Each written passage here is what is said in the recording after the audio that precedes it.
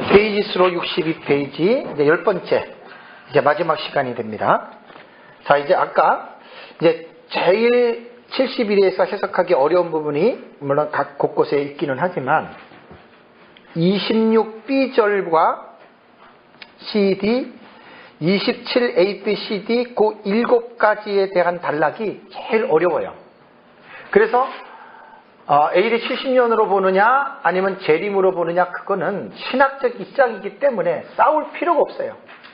논쟁할 필요가 없어요. 당신은 그렇게 보면 그렇게 보라 그러면 돼요. 나는 이렇게 본다 그러면 되는 거예요.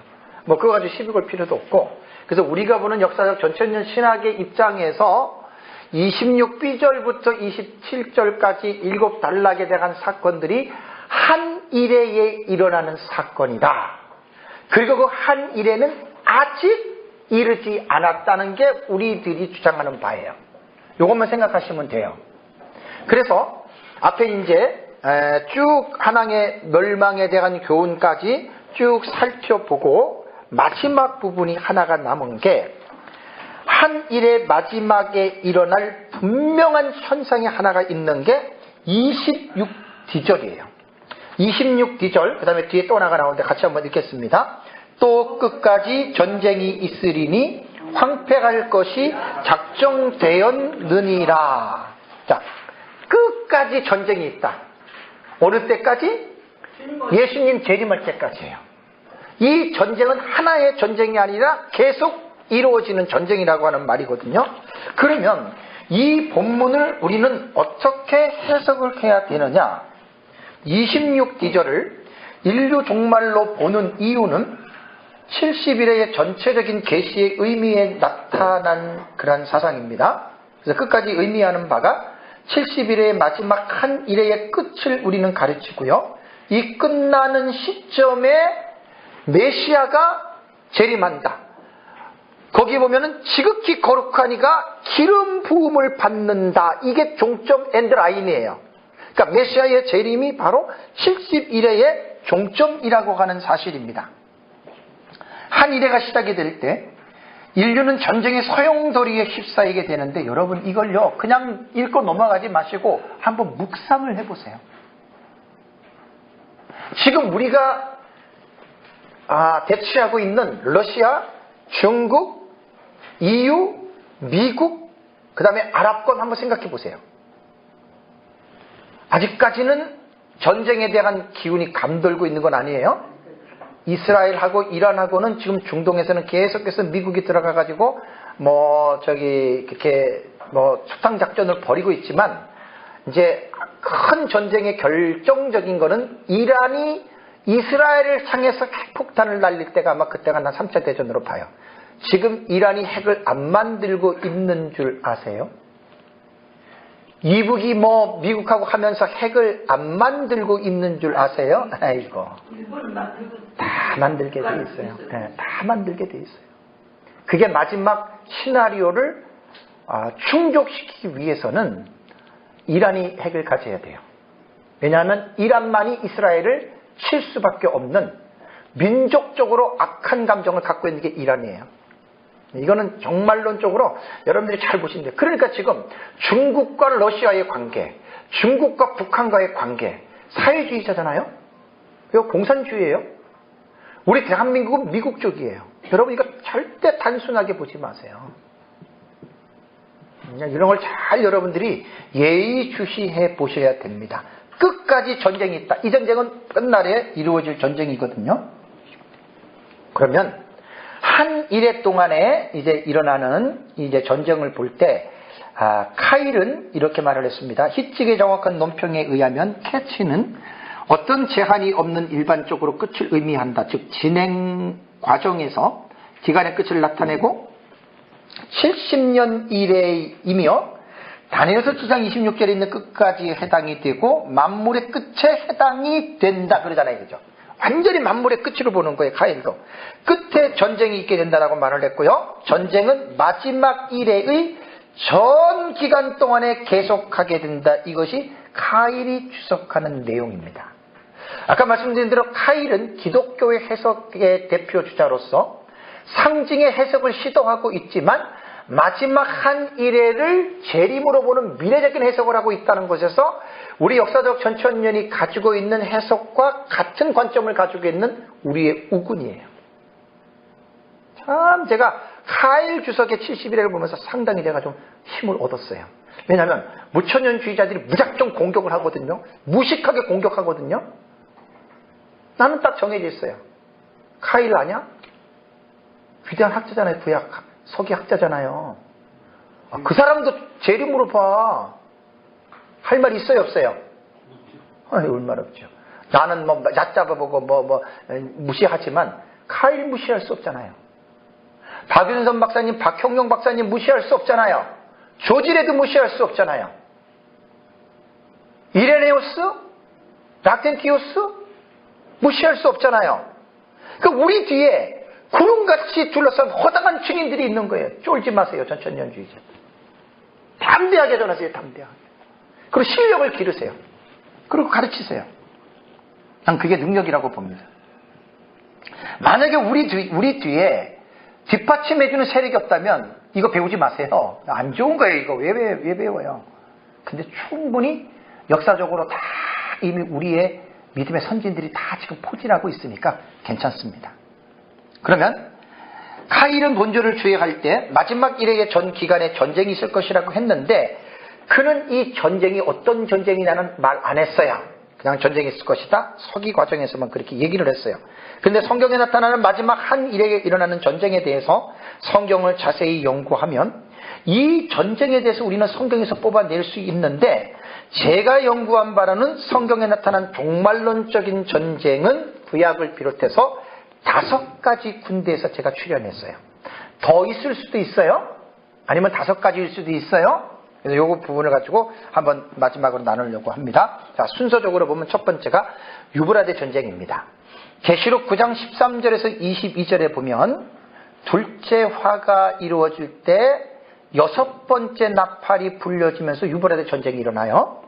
이 유브라데 전쟁은 네 천사가 네 바람을 놓음으로 전쟁이 일어난다고 아까 말씀드렸는데 성경은 안 봤지만 안 보고 넘어갈 거예요. 뒤에 내용이 있어서. 자, 네 바람은 인류 종말에 등장하는 세계의 4대 열강, 4대 제국을 말합니다. 뭐 지금으로 꼭 비슷하게 말하면 러시아권 하나하고 그 다음에 미국하고 그 다음에 EU도 막강한 하나의 공동체가 됐잖아요. 그죠? EU로 보고 하나는 아랍권 쪽으로 이렇게 본다면 아마 4대 제국이 아마 거의 비슷하지 않을까. 왜냐하면 아랍도 연맹이잖아요. 연맹. 그죠? 예, 아랍 연맹이 어디하고 또 인벌브가 될지는 우리는 알 수는 없어도 이제 이렇게 보면 되는 거예요. 그러니까 계시록을 공부할 때 너무나 이 용어 자체가 묵시문학적인 용어를 사용해서 뭐 뿌리 10개고 뭐가 어쩌고 뭐 바다에서 짐승이 올라가고 막 이러니까 사람들이 막 이것을 이 내용을 무슨 뭐 상상세계에서 일어나는 것처럼 착각을 하는데 아니에요.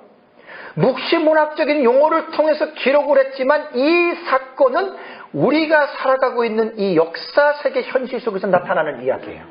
내 짐승은 4대 제국이에요. 그래서 우리는 빨리 그것을 현실에 맞춰서 우리는 종말론을 갖다 이해를 해야 돼요. 미국 들어가요. EU도 들어가요. 러시아도 들어가요. 그러니까 이런 나라들이 지금 여러분 중국이 무역전쟁을 할 때 이를 부득부득 갈면서 지금 미국 쫓아가잖아요. 그죠? 왜? 미국 안 쫓아가면 어떻게 되는 줄 아세요? 중국 박살나요. 경제적으로 박살나요. 지금 중국이 뭘 길러요? 힘 길러요. 세계 최고의 무기는 미국에게 다 있어요. 지투국가에서 지금 중국이 막 사람들이 막 경제적으로 하지만 아직은 못 따라가는데 중국 사람들의 꿈은 미국을 누르는 거예요. 경쟁 관계입니다. 잘 기억하세요. 그래서 힘이 비등하게 될 때 전쟁이 일어나는 거예요. 지금 중국이 꼼짝 못하잖아요. 트럼프 막 뻥뻥 쳐도 꼼짝 못해요. 왜? 자기네들이 안 되거든. 전세가 역전될 수 있고 비슷하게 될 때가 있어요. 전쟁은 그때 일어나는 거예요. 전체가. 잘 깨어서 유의하면서 역사의 수레바퀴가 돌아가는 것을 보세요. 성경을 보면 보여요. 그래서 준비하셔야 돼요. 두려워할 건 없어요. 제대로 깨어서 신앙생활하면 우리는 대환란도 두려워할 필요가 없어요. 예비쳐 들어가니까. 그러니까 예수 잘 믿자는 얘기입니다. 저는 그냥 교회만 잘 다니자가 아니라 예수를 제대로 믿자는 얘기예요. 그러면 걱정할 게 없다는 얘기입니다. 그래서 이 4대 열강 전쟁은 참혹한 전쟁입니다. 뭐 벌써 아까도 말씀드린 대로 인류의 3분의 1이 죽고 큰 지진으로 전 세계 도시의 10분의 1이 무너진다. 여러분, 야, 이게 지진이 이제 이거는 약과예요. 10분의 1이 무너지는 거는 이건 이제 유브라데 전쟁이 이제 일어나면서 이루어지는 지진은 그래도 아마 지금까지 있었던 지진보다 훨씬 더 이제 뭐 핵폭탄 터지면서 막 지진이 일어나니까 이제 그건 그런데 마지막 지구가 7번째 대접으로 지구가 세 갈래가 쪼개지는 거 한번 생각해 보셨어요? 여러분 그거 생각해 보세요. 지구가 세 갈래로 쪼개져요. 지구 속에 있는 멘틀과 내핵 속에 있는 6,000도가 넘는 열의 마그마가 지구 전체를 뒤집어 버려요. 성경을 잘 보세요. 그리고 그대로 믿으세요. 이럴까 이렇게 그냥 그대로 믿으세요. 7번째 대접은 지구가 세 갈래로 완전히 뒤집어지는. 참. 성경은 하나님 말씀이기 때문에 실감나게 보셔야 됩니다. 성경은 실감나게 봐야 돼요. 그래서 이제 이 유브라데 전쟁은 바로 이제 다니엘서 9장 26비절에 이제 요거를 이렇게 연결시키면 돼요. 맨 밑에 단에 보시면 다니엘서 9장 26비절에 한 왕의 백성이 예루살렘 성을 침공해서 요게 이제 유브라데 전쟁이란 말이에요. 성읍과 성소를 무너뜨리는 게 이것이 이제 유브라데 전쟁이 시작되는데 요 4대 열강이 이때 이제 전쟁이 일어나면서 네 번째 짐승국가인 합중국이 10불의 공동체가 이제 그 작은 뿔은 벌써 그 전에 이미 또 다 됐고, 그래서 이제 이러한 이제 네 번째 국가가 이제 승리가 되는 거죠.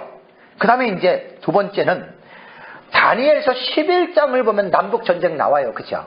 그러니까 다니엘서 11장 40절에서 45절에 나오는 그가 북방왕이 뭐 들어 치고 하는 이런 내용이 나와요. 11장. 다니엘서 11장 가보실래요? 자, 다니엘서 11장 40절을 한번 보세요. 자, 11장 40절 읽겠습니다.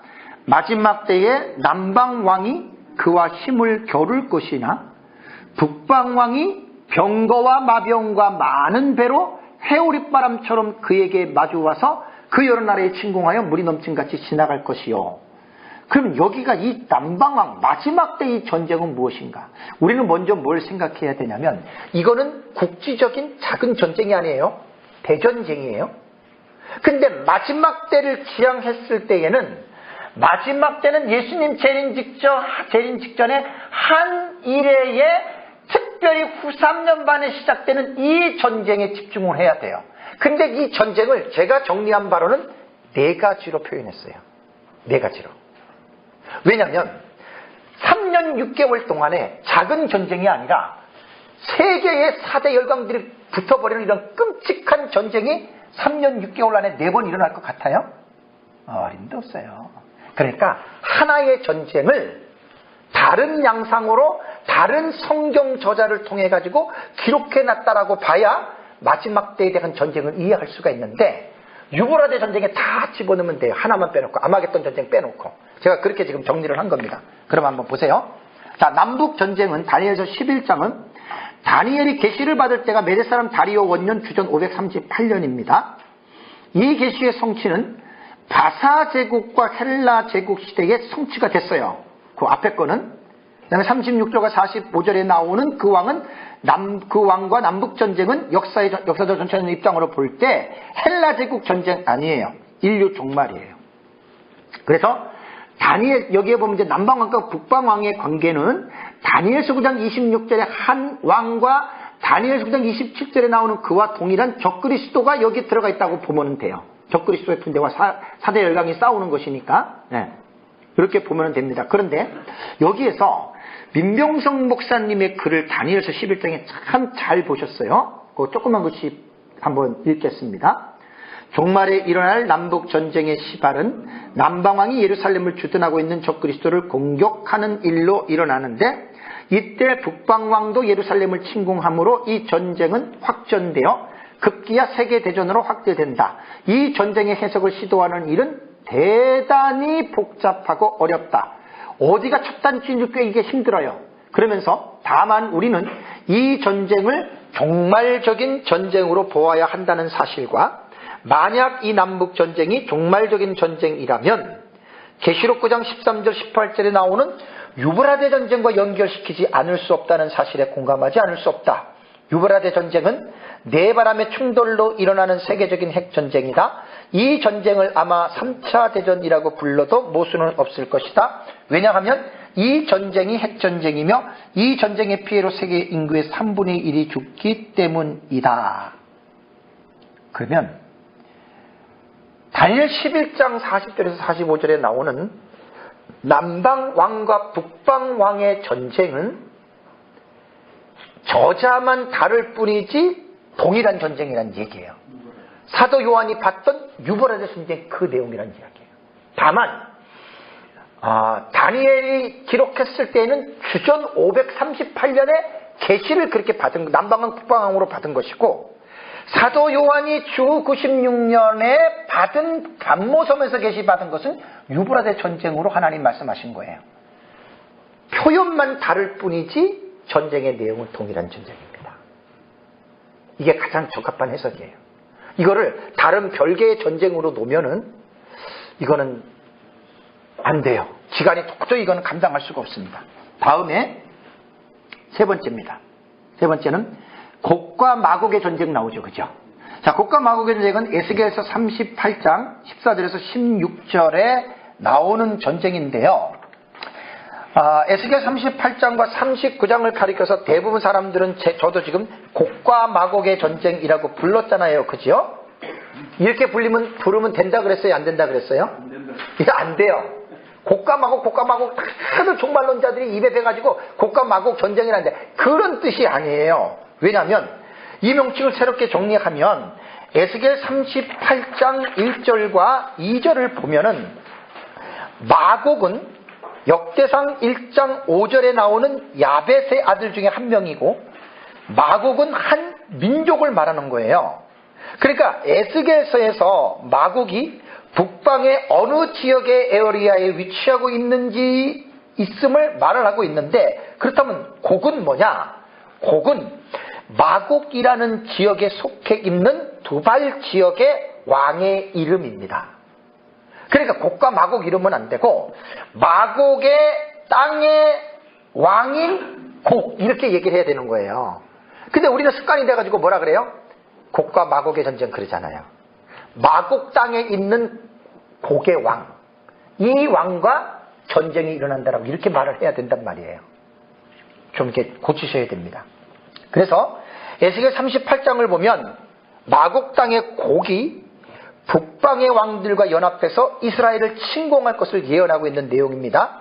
그렇다면 마곡 땅의 곡의 연합군들이 이스라엘을 침공하는 때는 그러면 언제인가? 이 큰 전쟁이거든요. 지금까지 이런 전쟁 없었잖아요. 이스라엘 쳐들어온 전쟁이 없었잖아요. 그러면 아직까지는 안 나타났고 앞으로 우리가 이것을 미래적으로 봐야 되는데 대부분 종말론 학자들의 견해는 인류 종말에 이런 전쟁이 일어날 것이라고 말을 합니다.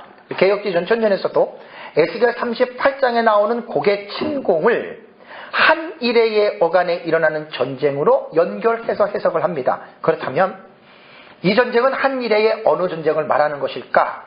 그래서 이 전쟁도 유브라데 전쟁과 밀접한 관계를 가지고 있는 전쟁으로 해석을 해야 돼요. 어차피 4대 열강의 전쟁이니까. 전쟁의 표현 양상만 다를 뿐이지 전쟁은 똑같은 전쟁으로 여러분들이 보시면 됩니다. 아까 말씀드린 대로 다니엘서 11장에 나오는 남북전쟁도 우리가 요한계시록에서 보고 있는 유브라데 전쟁이에요. 그렇게 이제 보시면 별 탈이 없을 것 같아요. 네. 그래서 다니엘서 11장에 나오는 북방왕은 에스겔 38장의 말씀으로 볼 때 마곡 땅의 곡의 연합군대가 이스라엘을 침공할 것이다라고 해석을 하면 됩니다. 그런데 에스겔 39장을 볼 때 마곡 땅의 곡의 연합군은 하나님이 개입하심으로 그 전쟁에서 패하게 됐죠. 네.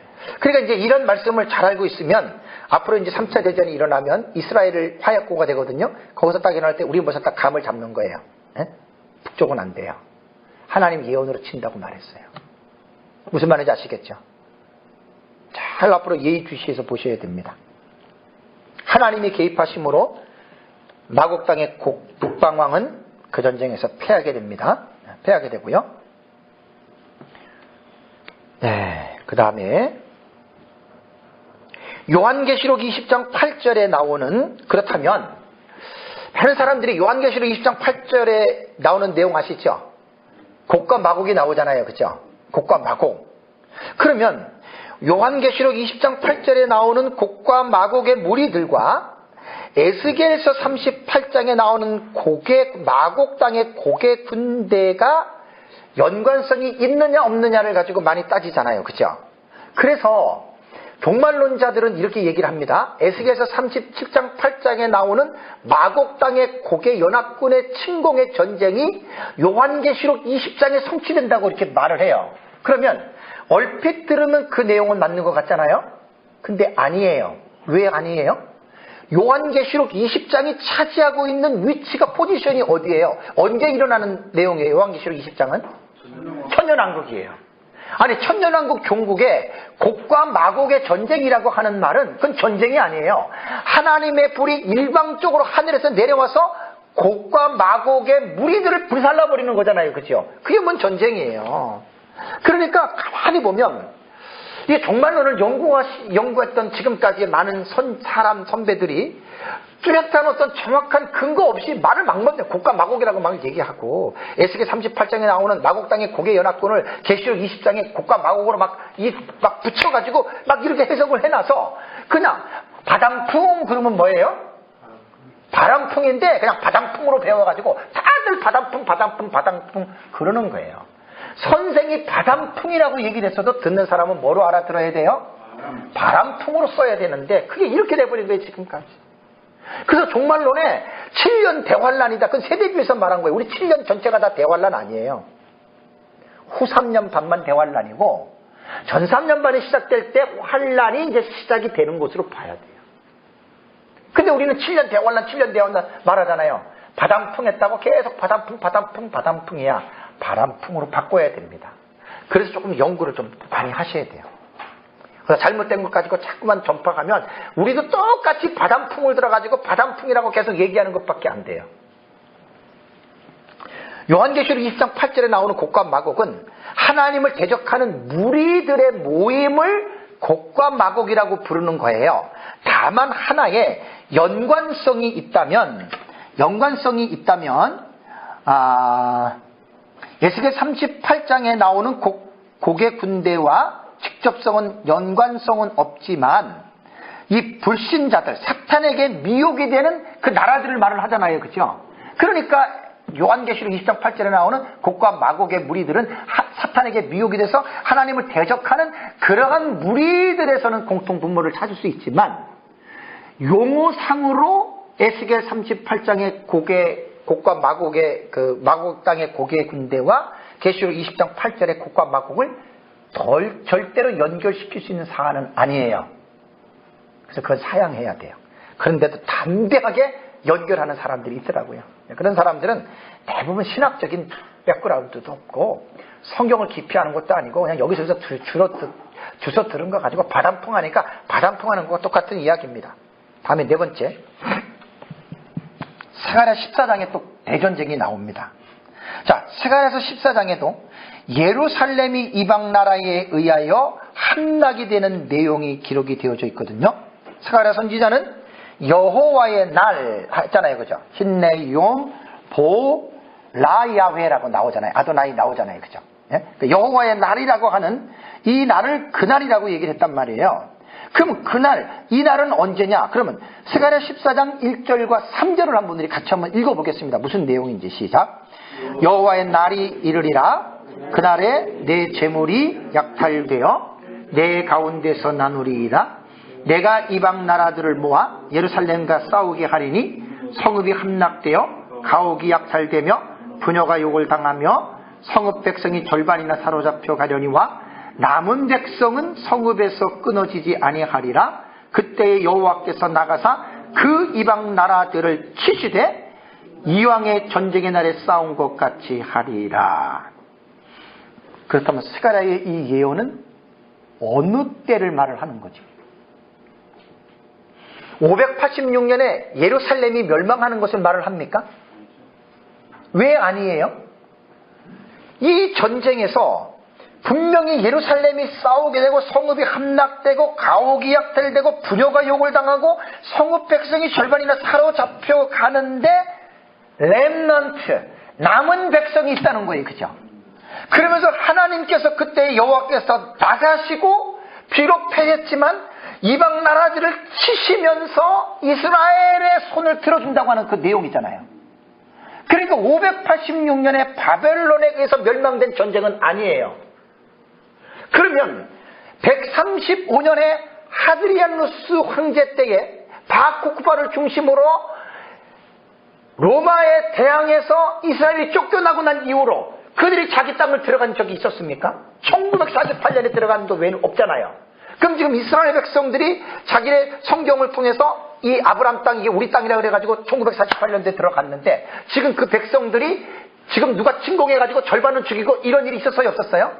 없었잖아요. 그렇다면 스가랴가 말씀하고 있는 이 내용은 아직 이루어진 전쟁은 아닙니다. 그렇다면 언제일까요? 그럼요. 종말에 대한 전쟁이에요. 종말에 대한 전쟁이에요. 저는 성경 해석하면서 가장 행복할 때가 언제냐면 성경이 합리적으로 해석할 때가 저는 제일 기뻐요. 가장 괴로울 때는 이게 뭔 말이 모를 때가 제일 괴로워요. 그래서 성경 해석할 때 그게 쉬운 게 아니에요. 책도 많이 봐야 되고요. 기도도 해야 돼요. 기도. 이게 책만 본다고 다 되는 게 아니에요. 저는 가장 행복할 때가 언제냐면 아침에 이제 일어나면 기도하거든요. 뭐 저희는 새벽 기도를 안 하니까 교회 여기 떨어져 있으니까 여긴 그냥 강의하고 설교하러만 와요. 여기는 우리는 안 와요. 여기 목회하려고 여기 들어온 게 아니에요. 그냥 아침에 일어나면 그냥 일어나는 시간에 저는 기도합니다. 일어나는 시간에 기도하는데 기도하다 보면 가끔 하나님이 메시지의 인사이트를 줄 때가 있어요. 그땐 기도가 안 돼요. 부지런히 적어야 돼요. 제가 에스라 강의할 때 이렇게 합니다. 사실 그날은 기도를 못해도 가장 행복해요. 막 강의가 막 팍팍팍 그냥 윤곽이 막 잡혀요. 윤곽이 막 잡혀요. 제일 행복해요 그때가. 근데 이게 날이면 날마다 오는 게 아니에요. 날이면 날마다 오는 게 아니에요. 기도하려고 딱 할 때 말씀의 메시지에 하나님이 이렇게 성령의 감동을 주실 때 그때는 뭐 그냥 기도는 치고 그냥 막 또 하나님이 영감 주신 대로 막 이제 설교 정리하고 강의 정리하고 이렇게 하는데 얼마나 여러분 그때 행복한지 몰라요. 그러니까 이 스가랴서도 이게 가만히 본문을 연구하다 보면 아직 이 전쟁은 이스라엘 안에 이루어지지 않는 거예요. 그럼 스가랴 선지자가 이 예언을 할 때는 이미 구약시대잖아요. 그죠? 아직도 이루어지지 않는 전쟁이에요. 그래서 종말론을 제대로 정리가 안 된 사람들은 이런 본문 아무리 봐도 이게 무슨 말인지 몰라요. 아무리 봐도. 그래서 이 전쟁은 언제 이겼는가 보세요. 종말에 7년 동안 안에 이게 보통 전쟁이 아니거든요. 이스라엘은 화약고거든요. 그럼 어디밖에 없을 것 같아요? 유브라데밖에 없어요. 그러면 지금까지 4개를 말했어요. 그죠? 4개 전쟁. 신약적으로 볼 때 유브라데 전쟁이에요. 다니엘서 11장, 다니엘서 9장, 스가랴 14장. 다 이게 종말에 나타나는 전쟁인데 신약적으로 볼 때에는 유브라데 전쟁, 둘째화, 여섯째 나팔이 불려질 때 일어나는 전쟁이라고 하는 것을 여러분들이 봐야 됩니다. 그래서 스가랴 본문에 여호와의 날, 하이옴 그러잖아요. 여호와의 날은 언제를 이루어지느냐? 이것은 모든 해석이 동일해요. 성경 해석은 각 신학마다 가지고 있는 신학적인 체계가 있어. 특별히 종말론 같은 경우는 체계가 없이 성경을 해석하다 보면 이건 말도 못하게 막 중구난방이 돼버려요. 성경 신학도 중요하지만 조직 신학이 먼저 튼튼하게 설교자들은 조직 신학의 틀이 튼튼하게 갖춰져야 돼요. 그리고 성경 신학의 깊이가 있어야 돼요. 조직신학만 있고 성경신학이 약하면 한낱 틀만 얘기해요. 틀만. 그것도 안 좋아요. 정확한 틀을 갖고 있으면서 성경에 대한 깊이 있는 성경신학적인 그런 개인적으로 성경을 보면서 성경의 실력을 늘려가야 되거든요. 깊이 있게. 그럼 성경을 딱 보고 성경을 딱 설교할 때 벌써 내용이 달라요. 깊이가 달라요. 성경 읽어놓고 쓸데없는 얘기들 안 해요. 성경적인 설교를 해요. 그래서 이거는 저도 지금까지 해보지만 쉽지 않아요. 1년, 2년 방구석에 틀어박혀가지고 성경만 연구한다고 이 성경 실력이 팍 느는 것도 아니에요. 꾸준히 계속 해야 돼요. 계속 해 나가다 보면 자기도 모르게 깊어지는 거예요. 쉽지 않아요. 그래서 학자들마다 여호와의 그날에 대해서는 해석하는 방법들이 다르기 때문에 우리는 역사적 전천년주의는 이 전쟁도 인류 종말에 일어나는 전쟁으로 해석을 하면서도 요한계시록에 나타나는 유브라데 전쟁과의 깊은 연관성을 가지고 있는 것으로 우리는 해야 마지막 때에 일어나는 전쟁으로 볼 수가 있습니다. 그래서 다니엘서 9장 70일에 계시에서 아까 말씀드린 대로 한왕의 백성이 와서 성읍과 성소를 무너뜨리려니와 이것과 다 지금 이 본문을 연결하시라는 얘기예요. 제가. 그러니까 이런 사건을 5가지 정도를 연결해서 해석하려고 그러면 생각해 보세요. 쉽나? 어려워요. 쉬운 해석이 아니잖아요. 그래서 아까 다니엘서 12장 1절에 여러분들에게 말씀을 드렸습니다. 그때의 내 민족을 호위하는 큰 군주 미가엘이 일어날 것이요 또 환란이 있으리니 개국 이래로 그때까지 없던 환란일 것이며. 참 이스라엘은 이거 하나 남겨놓고 있어요. 이거 하나. 큰 환란. 그게 이제 마지막 때 일어나는 환란입니다. 그 다음에 이제 5번째 아마겟돈 전쟁입니다. 계시록 16장 12절과 16절, 계시록 19장 11절과 21절이 이게 텍스트 본문이에요. 아마겟돈. 혹자는 아마겟돈을 보면 여러분 유브라데 전쟁과 아마겟돈 전쟁을 똑같은 전쟁이라고 말하는 거 들어보셨죠? 그럼 그 사람들은 왜 유브라데 전쟁과 아마겟돈 전쟁을 동일한 전쟁으로 보는 줄 아세요? 근거가 뭐예요? 네. 아마겟돈 전쟁도 유브라데 강에서 나타나고 유브라데 강도 유브라데에서 나타나는 거예요. 그러니까 이것은 동일한 전쟁이라는 거예요. 근데 우리가 한번 봐보세요. 유브라데 전쟁은 후삼년만 시작할 때고 아마겟돈 전쟁은 후삼년만 마지막 전쟁이에요. 예. 그러니까 성경이 어떤 단어 하나가 비슷하고 단어 하나가 같다고 해서 그렇다고 그것이 동일한 사건이냐? 아니거든요. 성경의 컨텐츠 자체를, 내용 자체를 우리는 올바르게 이해를 해야 돼요. 아까 말씀드린 대로 곡과 마곡도 요한계시록 20장 8절에 나오는 곡과 마곡과 에스겔 37장 8장에 나타나는 마곡 땅의 곡의 그거는 연관성 있는 게 아니에요. 단어만 의미가 그냥 그 단어를 차용했을 뿐이지. 에드워드 제영이 70일의 계시에 70년 포로 기간 동안에 갭이 없었다고 해서 그것을 근거로 해가지고 70일에 저렇게 갭을 집어넣으면 이해할 수 없다. 똑같은 거 아니에요, 그거? 그럼 그렇게 말을 하면 안 돼요.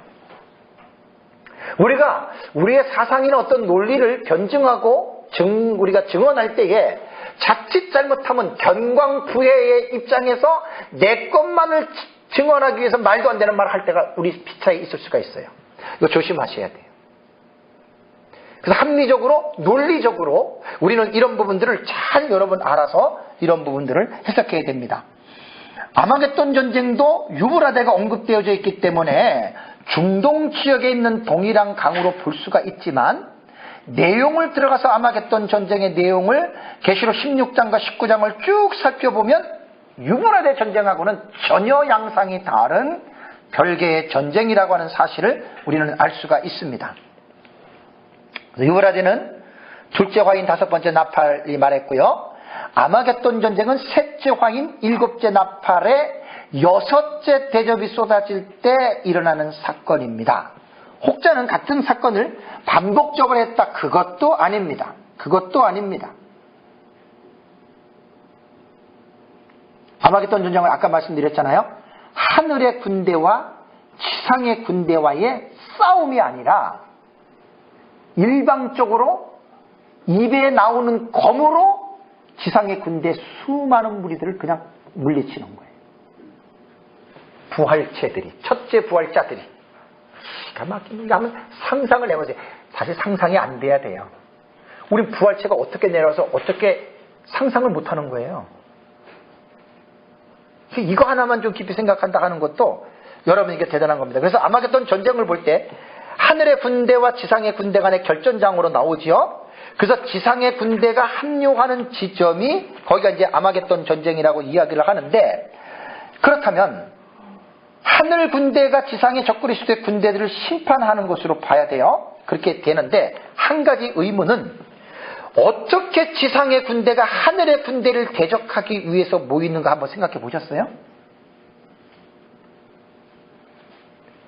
부활체들이 육체를 입고 있기 때문에 눈으로 보인단 말이에요. 근데 어떻게 적그리스도의 군대가 그 하늘의 군대를 대항하기 위해서 지상의 군대들이 유브라데에 그렇게 수많은 사람들이 모일 수 있겠느냐? 2만만이면 2억이에요? 여러분 한번 생각해 보셨나요? 참 신기하지 않아요? 러시아와 싸우고 미국하고 싸우고 이거는 뭐 사람들이 예측을 하는데, 그것도 다름이 아닌 하늘의 군대, 첫째 부활자들이 내려오는데 하늘의 군대와 감히 지상 군대가 어떻게 적그리스도의 군대들이 하늘의 군대를 할 수 있겠어요? 이 성경 해석하려면 의구심을 증폭시켜야 돼요. 그리고 그 해석을 알기 위해서 발버둥 치고 책을 봐야 돼요. 자, 민병성 목사님 해석이 기가 막힙니다. 간단히 나오는데 거기 한번 보세요. 다니엘서 11장 44절 한번 먼저 읽어보겠습니다. 그래서 우리가 성경을 연구할 때 비슷한 본문, 동일한 사건이라면, 그 사건에 대한 계시가 성경에 여러 곳에 흩어져 있다면 당연히 그 본문은 다 테이블로 갖고 와야 돼요. 무슨 말인지 아시겠어요? 특히 사복음서라든가 공관복음서에 나타나는 사건들이 한 사건이 2개 본문, 3개 본문, 4개 본문에 나오는 사건이 있죠. 그죠? 이런 거는 하나의 본문만 가지고 해석하면 절대 안 돼요. 오병이의 기적이 3 복음서에 나오거든요. 그러면 오병이의 기적을 3 복음서를 다 갖고 와야 돼요.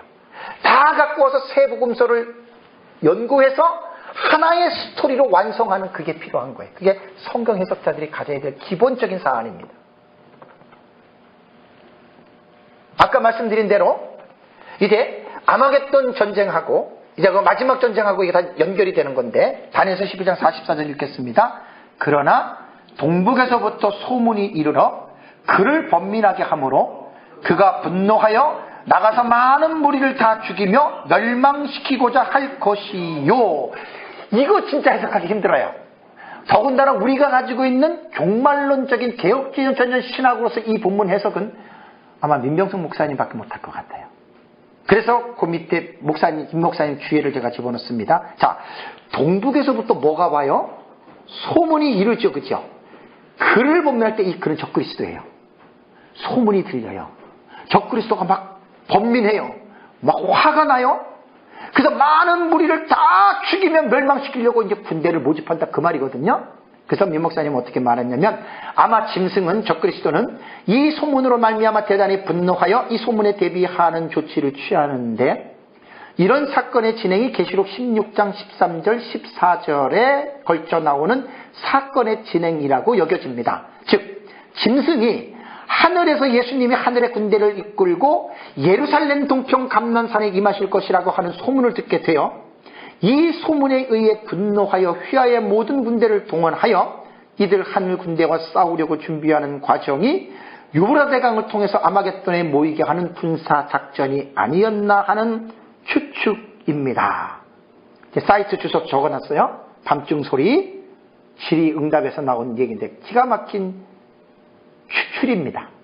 이건 거의 제가 볼 때는 완벽한 성경 해석이라고 봐도 돼요. 왜냐하면 후 3년반 마지막에 여자의 남은 자손들이 있잖아요. 그죠? 그럼 그들이 살아있는 자들은 이 사실을 훤히 알고 있거든요. 첫째 부활자들이 재림하는 거 알고 있거든요. 그럼 그 말이 통하면 말이 씨가 되는 거예요. 그죠? 그 귀에 들리는 거예요. 적그리스도 그 말 들었어요. 자, 후 3년만 되면 유보라 전쟁이라면서 핵전쟁 터졌어요. 여기저기서 사람이 3분의 1이 죽었고 핵 방사능에 노출돼가지고 아비규환의 상황이었지고. 그러면서도 적그리스도는 자기를 우상화시키고 예루살렘 성전에서 우상을 만들어 놓고 자기 경배를 받고 있고 지금 계속해서 지금 이게 지금 세계가 지금 정리가 안 된 상황이에요. 그러니까 자기 어떤 리더십에 대한 타격에 대해서도 염려가 있을 수 있겠고 또 자기의 어떤 그런 것들 다 가지고 있을 거 아니에요, 정치인들은. 그런데 소문이 들리는 거예요. 하늘에서 군대가 내려온다. 이해가 되시죠? 적그리스도 군대를 타파하러 내려온다. 그러면 항상 리더자는 자신에 대한 운명을 생각하는 거예요. 쫄병들은 모르지만 리더자는 자신에 대한 통치력에 대한 부분을 생각 안 할 수가 없거든요. 그래서 이러한 소문 때문에 적그리스도가 지상의 군대를 모아서 메시아가 스가랴에서 감람산으로 재림하시잖아요. 그죠? 감람산으로 재림할 때 그러면 그쪽으로 우리가 먼저 모아서 그 군대들을 치자. 참 우리가 생각할 땐 말도 안 되죠. 그죠? 어떻게 부활체를 칩니까? 미사일로 쏜다고 죽겠어요? 뭐로 쏜다고 죽겠어요? 핵으로? 아니거든요. 그러니까 어쩔 수 없는 거예요. 그럼 이렇게 해석도 되겠네요. 저희가 가지고 있는 이게 네. 널리 퍼진다는 그 말도 되겠네요.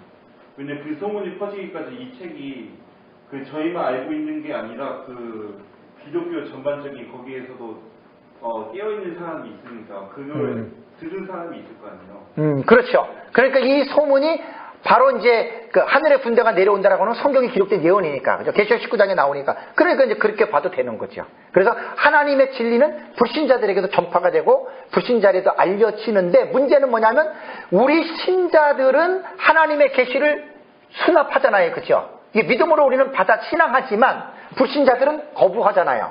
그러니까 이 전도는 두 가지 측면이에요. 예수 그리스도를 믿으라. 그래야만 너와 네 집이 구원을 얻으리라. 전도는 구원과 심판을 선포하는 거예요. 믿지 않으면 어떻게 된다고요? 지옥 가는 거예요. 그러니까 택자들은 그 전도의 메시지를 수납하고 받아들여서 신앙으로 받아들이지만 불신자들은 거절해요. 그래서 거절했기 때문에 그들은 지옥 가는 거예요.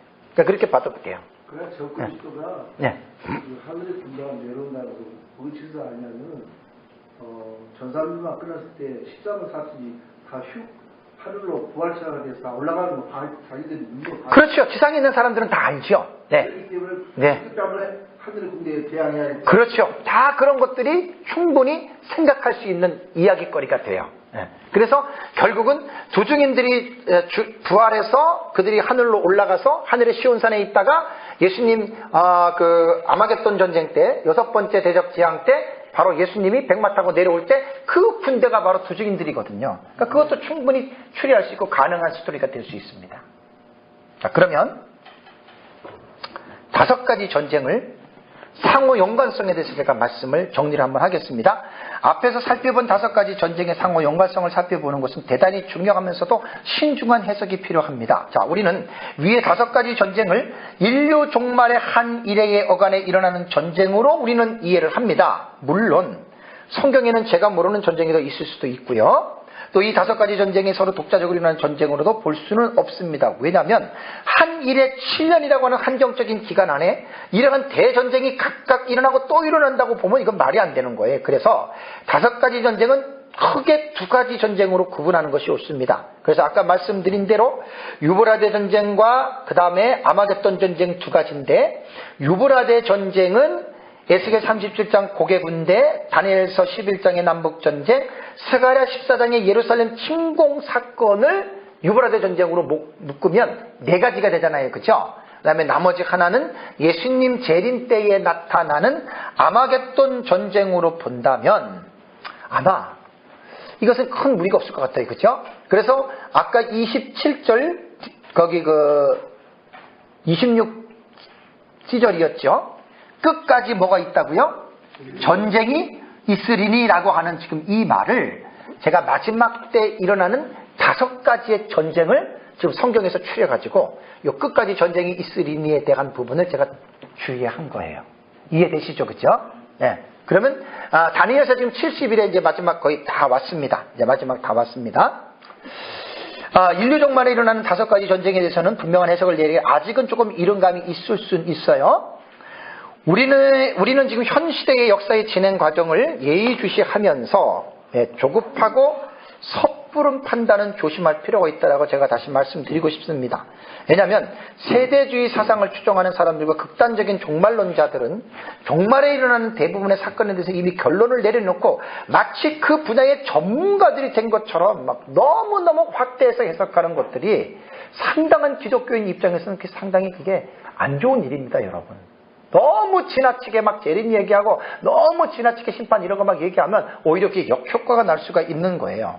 그래서 앞으로 일어날 사건들에 대해서는 피차가 겸손한 가운데에 우리가 좀 해석상에 조금 주의할 필요는 있어요.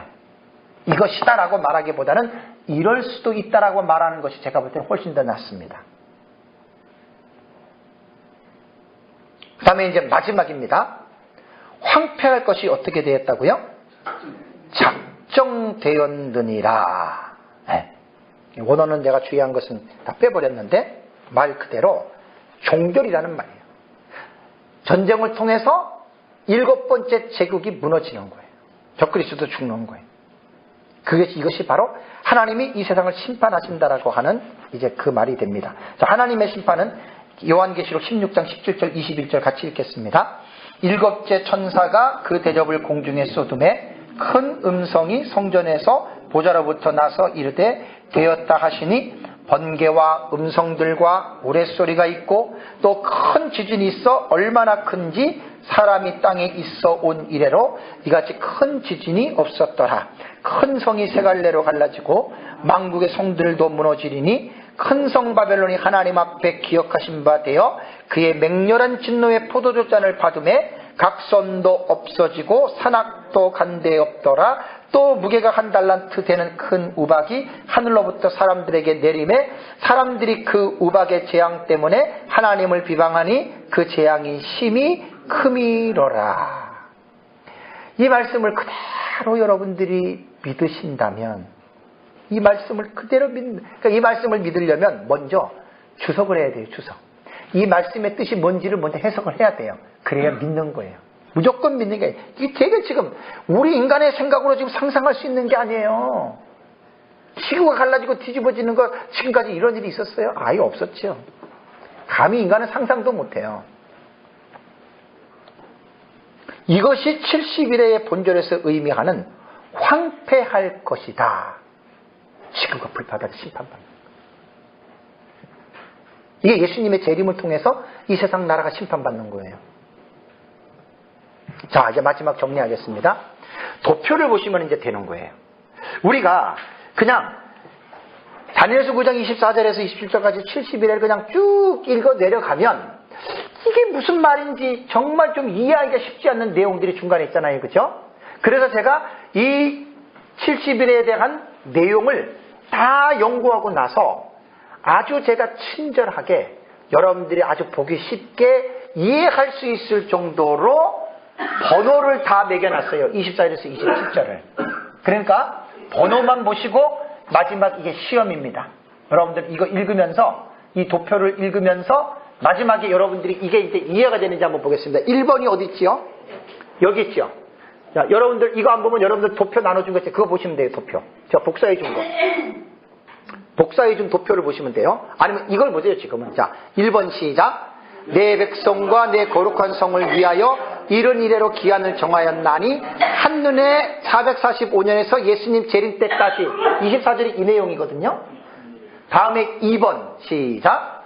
허물이 그치며 죄가 끝나며 죄악이 용서되며 영원한 의가 드러나며 환상과 예언이 응하며 예수님 재림하시면 70일에가 마치는데 70일에가 마칠 때 내 백성과 내 거룩한 성 이스라엘 백성 남은 유대인들이 예수 그리스도를 믿고 회개하고 죄 용서를 받았다. 그렇게 생각하시면 돼요. 다음에 3번이 뭐지요? 또 지극히 거룩한 이가 기름 부음을 받으리라. 메시아 재림입니다. 이게 24절에 나온 이야기예요. 그래서 24절은 총론적인 계시고 25절부터는 70일에 대한 세부적인 내용을 말씀했는데 4번 시작. 그러므로 너는 깨달아 알지니라. 주전 538년에 다니엘 선지자가 가브리엘 천사를 통해서 들었던 계시거든요. 다음에 5번째 시작. 예루살렘을 증거하라는 영이 날 때부터 25비절이에요. 다음에 6번 기름 부음 받은 자 왕이 일어나기까지가 이 기간 안에 이렇게 되는 거예요. 그러고 나서 7번은 뭐예요?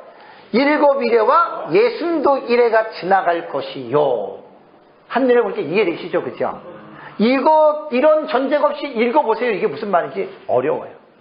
그 다음에 이제 9번 그 곤란한 동안에 성이 중건되어 광장과 거리가 세워질 것이면 언제 일어나는 사건이에요? 7일의 기간 동안에 일어나는 사건이에요. 그러니까 성경이 절수가 사건이 도치가 돼요. 앞으로 갔다 뒤로 갔다 하는 거예요.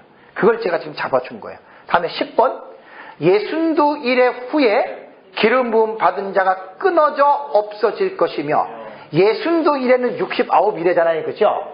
요것이 지난 후에 나타나는 사건이 메시아의 십자가의 죽으심이 사건이 일어난다는 거예요. 그 다음에 11절 장차 올해에는 없어요. 근데 이 11절이 참 중요한 인사이트를 주게 해요. 이 사건과 연결되는 게 아니라 이 사건 이후에. 그런데 장차라고 하는 시간적인 부사어는 언제인 줄 가늠해요? 못해요? 가늠 못해요. 그래서 26절의 장차는 잘 번역해서 집어넣었어요. 장차 12번 시작. 한 왕의 백성이 와서 그의 성읍과 성소를 무너뜨리려니 와. 이제 요 부분의 해석이 예수님 재림전 한일의 중간 후 3년 반으로 왔다 그 말이에요, 여러분. 이게 후 3년 반에 이 한 왕이 누구라고요? 적그리스도예요. 적그리스도가 예루살렘을 침공해요. 그러면 이거는 한 일의 시작이 아니라 이미 중간 후 3년 반에 대한 계시잖아요. 그죠? 그러니까 사건이 도치가 되는 거예요. 그래서 성경을 잘 읽어보시면 돼요. 그 다음에 그의 마지막은 홍수에 휩쓸릴 것이며 또 끝까지 전쟁이 있으리니 황폐할 것이 작정되었느니라. 요거 다 아까 해석했죠. 그죠? 끝까지 요 끝에 나타나는 거죠. 적그리스도 멸망하고. 다음에 13번 앞으로 오잖아요. 그가 장차 많은 사람들과 더불어 한 일해 동안의 언약을 굳게 맺고 한 일해의 시작이에요. 그러니까 26절보다는 뒤에 나오지만 내용상으로 볼 때는 26절보다 앞에 일어나는 사건이에요. 이게 병행적 구조거든요. 병행적 구조. 무천년이 70일에 해석하는 거 보면 에드워드 영 박사 주석을 봐도 그들도 이렇게 해석합니다. 어제 말씀드렸잖아요. 그죠? 네. 뒤에 있다고 뒤에 일어나는 사건이 아니라 뒤에 있는 27절의 사건을 26절로 가지고 와서 한 기름 부음 받은 자가 끊어져 없어지는 십자가의 죽으심으로 인해서 제사와 예물을 금지한다. 그것이 십자가로 의식법이 폐지된다. 이렇게 해석하는 거예요. 그래서 내가 거기서 나도 인사이트를 얻은 거예요. 우리가 이런 것 없이 제가 이제 저거를 딱 만들어 놓고 이제 우리 아는 사람한테 저건 저도 모르니까 이렇게 보여주니까 저를 조금 비꼬는 식으로 퍼즐 맞히는 거네요. 이러더라고요. 우리 동기가. 퍼즐 맞히는 거래. 그게 무시하는 거예요. 이걸 알겠어요, 이걸? 네? 내용상으로 보는 지금 정리한 거예요, 내용상으로. 그래서 성경은 기록된 대로 사건이 일어나는 게 아니에요. 그 기록된 곳에서 사건의 의미를 이해를 하고 그 사건을 연대기적으로 다시 재구성할 필요가 있다는 이야기예요. 그것은 내용을 모르면 연대기적으로 구성을 못해요. 그래서 많은 사람과 더불어 한 일 동안 언약을 굳게 맺고 그 다음에 14번이 어디 나오죠? 여기 나오잖아요. 그가 그 일의 언제? 절반에 한 일의 절반 후 3년 반이 되잖아요.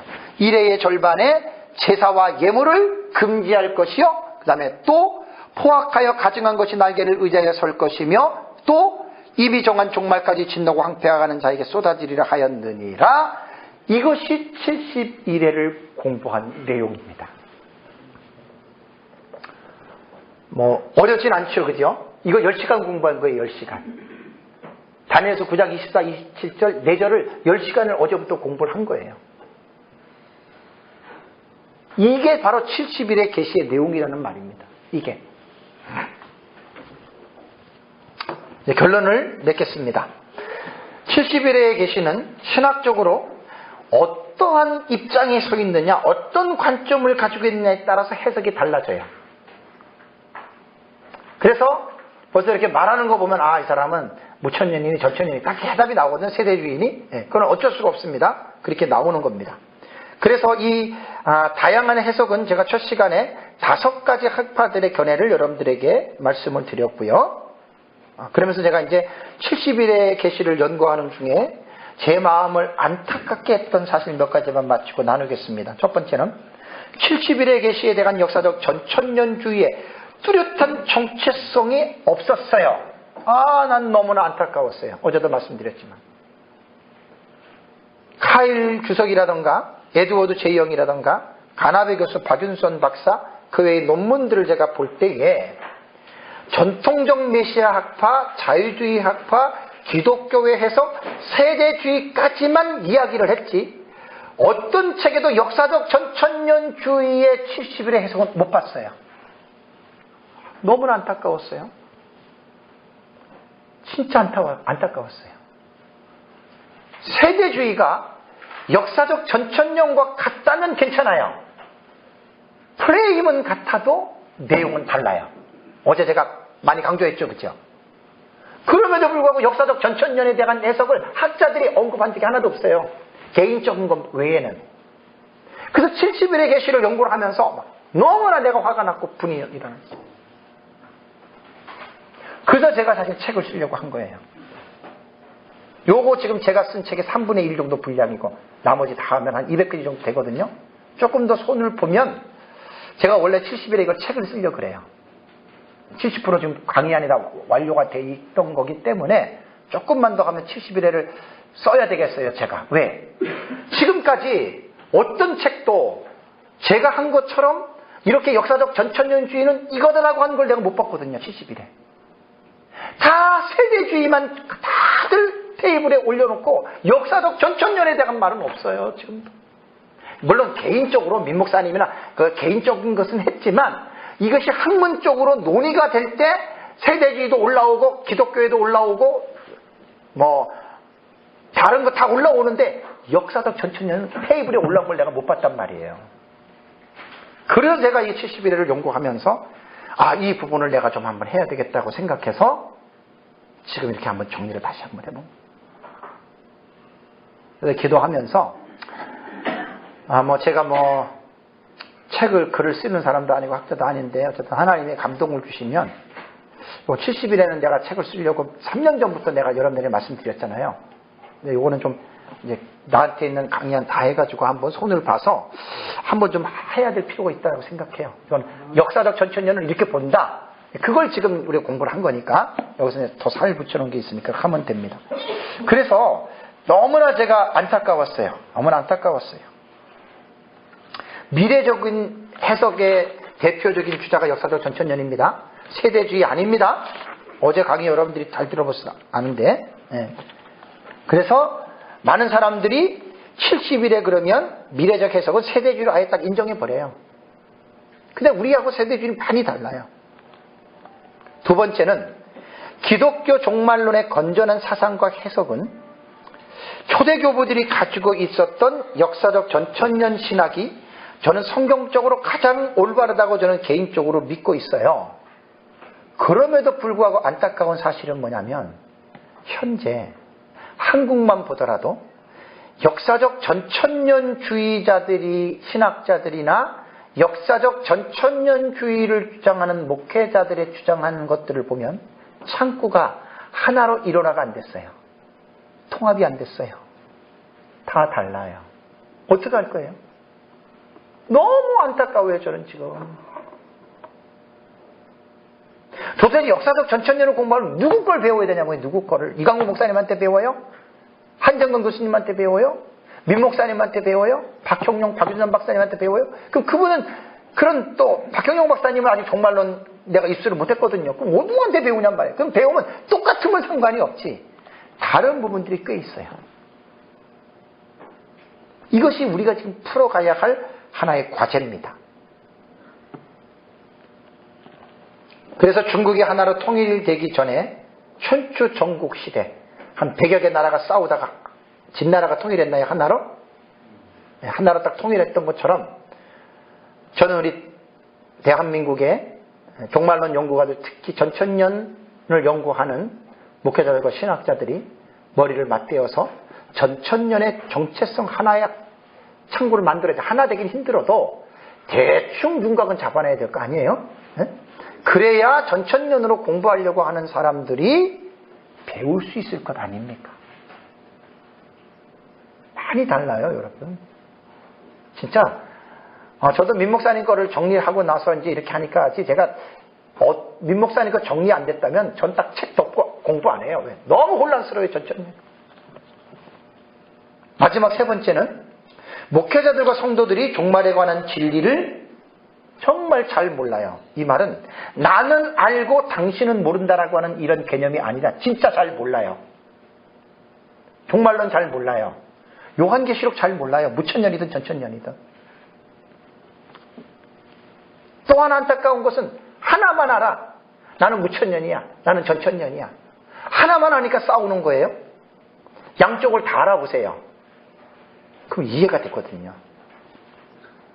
그래서 종말론적인 지식에 있어서는 내가 믿고 있는 것뿐 아니라 다른 건전한 사상의 종말론을 함께 배운다면 지금만큼 좋은 일이 없다는 거예요. 그래서 제가 강력하게 추천하는 것은 무천년과 전천년 같이 배우세요. 전천년만 배우지 말고 무천년도 배우세요. 너무 달라도 배우세요. 너무 달라도 배우세요. 마지막 제 소망은 메시아의 재림으로 말미암는 인류 종말의 프로세스가 이 계시가 기록된 70일의 계시가 아직도 진흙 속에 파묻혀서 메시아에 대한 이 반짝반짝 빛나는 소망의 이 메시지가 아직도 많은 그리스도인들에게, 목회자들에게 이것이 드러나지 않고 있고 지금도 진흙 속에 파묻혀 있다라고 하는 사실이 저는 너무너무 안타까운 거예요. 예언적 원근 통시법으로 본다면 메시아의 초림과 공생애와 재림에 관한 이 놀라운 메시아의 예언이 70일의 계시에 담겨져 있는데 이 계시가 지금 설교자들에게, 목회자들에게, 성도들에게 이 계시가 대접을 받지 못하고 진흙 속에 파묻혀 있다고 하는 사실이 무명한 목사로서 너무너무나 안타까운 거예요. 그래서 제가 실력은 없지만 70일의 계시에 대해서 이번에 공개 세미나를 개최한 거예요. 모쪼록 저도 뭐 잘하는 것도 아니고 많이 하는 것도 아니지만 제 나름대로 한 1년 가까이 4년 전에 70일을 공부를 했습니다. 서울에서는 52시간 이미 강의를 했던 거고 거기서 10시간으로 줄인 거예요. 10시간으로.